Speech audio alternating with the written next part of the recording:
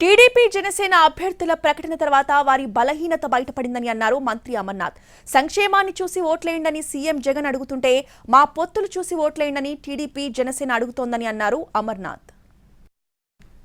నిన్న కూడా ఎక్కడెక్కడ రాష్ట్ర వ్యాప్తంగా ఏ రకమైనటువంటి మాకు వాస్తవానికి మాకు సంబంధం లేనటువంటి అంశం. కాకపోతే వారు కూటమి ప్రకటించినటువంటి సీట్లు చూసిన తర్వాత అనిపించింది ఏంటంటే కేవలం వారి బలహీనతలు మాత్రమే కనబడ్డాయి తప్ప ఎక్కడ బలం కనబడలా.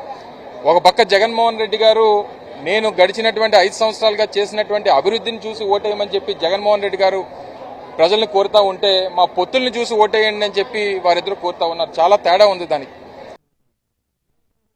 నిన్న కూడా ఎక్కడెక్కడ రాష్ట్ర వ్యాప్తంగా ఏ రకమైనటువంటి మాకు వాస్తవానికి మాకు సంబంధం లేనటువంటి అంశం.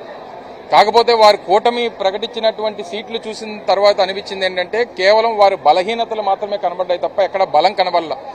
ఒక పక్క జగన్మోహన్ రెడ్డి గారు నేను గడిచినటువంటి 5 సంవత్సరాలుగా చేసినటువంటి అభివృద్ధిని చూసి ఓటేయమని చెప్పి జగన్మోహన్ రెడ్డి గారు ప్రజల్ని కోరుతా ఉంటే మా పొత్తుల్ని చూసి ఓటేయండి అని చెప్పి వారిద్దరూ కోరుతా ఉన్నారు. చాలా తేడా